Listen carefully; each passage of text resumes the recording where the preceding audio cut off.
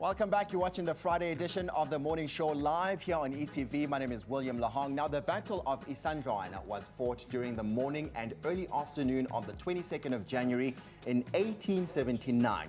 That's when a force of over, if you can imagine this, 20,000 Zulus attacking a portion of the main British invasion force. MBUSO KHOZA, a musician, will host a musical lecture to commemorate this historic victory by the Zulu people, and he joins us live in studio now to tell us more about this. Baba Sabwan. Ninjani. Ngiyaphila. Sikhona. Siyabonga ukuthi ube nathi la namhlanje kuseni. I'm just curious. Usually lectures are very formal and things like that, but you've attached umculo kule lecture. Yes. Why? Lectures, sometimes they become too serious you have to sit and listen. Yes. But if there is music involved, at least it breaks ice. So with this Battle of Isandlwana lecture, it's too serious, it's too heavy, because people died. So when you have to stand there and present it, I think people will break into tears. But at least if you try and accompany it with the music or instrumentize arts within the history, at least it gets better in terms of the consumption, because culture can become a subject of consumption. Let's talk about this rich Zulu history, which you've now decided to form this lecture. Yes. How are you picking ingoma lezi ezo form a part of the lecture? There is a music called Amahubo that can be dated as far as the times of Malandela, 1600th century. Those songs, they serve as the scroll of the nation, meaning if maybe King David or any regiment in the world would write a song, it's because of a set of events around that time. So now a music becomes a monument. Yeah. So this is why I felt when I'm presenting this lecture, I will be also exploring the importance and the significance of Amahubo being a contributor to strengthen the value of the language. Let's talk about some of those actual songs. I mean, take me through some of the titles.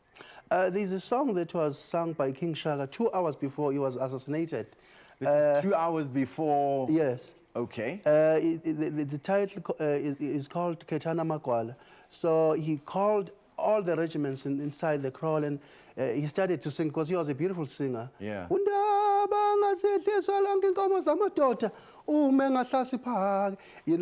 It was so beautiful up until today, from 1816, 200 years later. Yeah. For as long as we sing this song, it means we are reliving those experiences.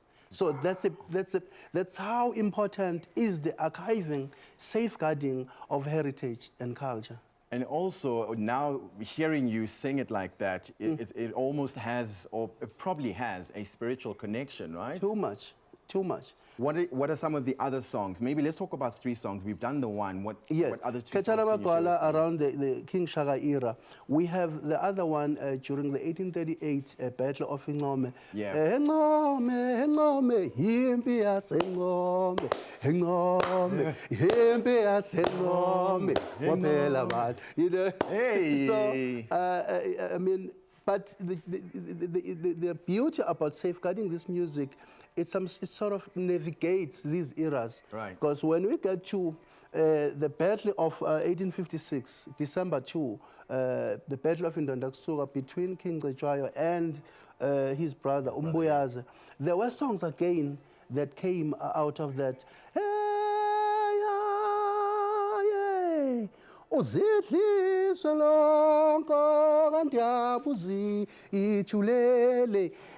Then after 1856, 1878, December 2, again, there were the preparations of the Battle of Isandlwana now. Okay. Under the leadership of King Cetshwayo Dlamvuzo kaMpande kaSenzanga khona kaJama.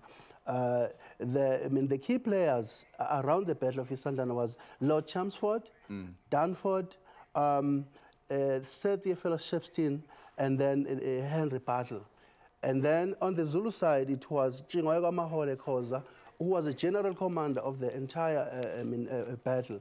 And there were songs that came out of that era. I remember when in Chingwayo heard that some of our brothers like Omlife, Abatlokwa, they were fighting on the side of the British. The other tribes. Yes.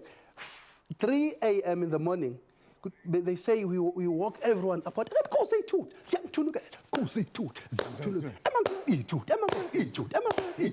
You know, but now the deeper meaning around the war cries, the semantic applicabilities, the morphological behavior that is found in these songs, the deeper usage of the language. If we were to explore this and do workshops and teach about this kind of music, I'm telling you, we will change the entire curricula in our country. Speaking of that curricula, MBUSO, I mean, obviously, we had Angie Mutsecha not so long ago saying that perhaps even the way we are teaching history in our classes needs to be decolonized. Do you agree with that sentiment? What are your thoughts?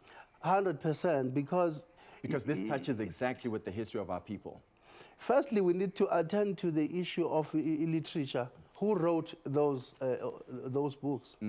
What agenda did they have at that time? Was of a pan-Africanistic approach, or was it of a colonialism? So now, again, it goes as far as the national anthem, the colonization of the tonological structure and the tonality in the manner that we sing. I'll give you an example now. I am curious. From 1816, the way we sang was very deep. And then post 1879, the missionary influences, people were preached to and they accepted the Lord and they went to churches, especially women. They are the ones who are filling our churches. Today, our women are the ones who are suffering from churches. You know. So what happened was, when you're a Zulu man or a KHOZA, you know, but now you have to sit and say, hey, you have a sense of decorum and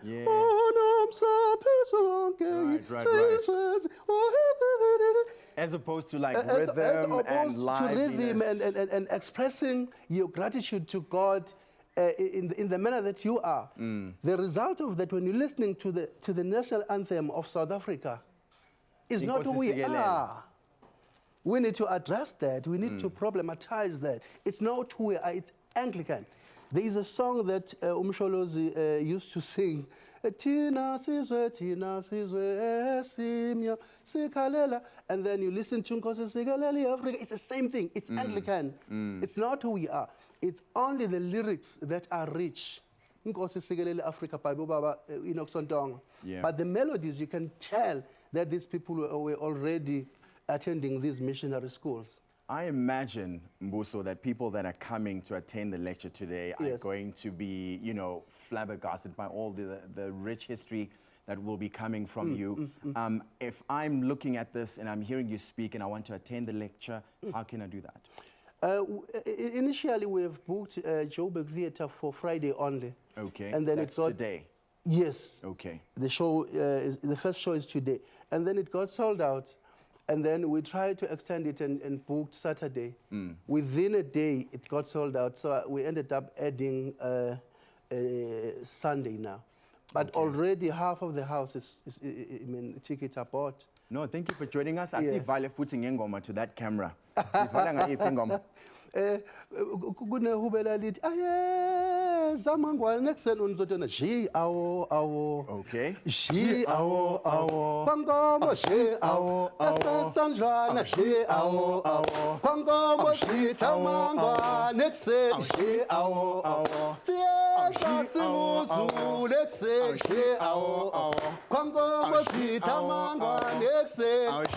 There's lots more coming after the break, man. The morning show live on ETV. Sure, that was.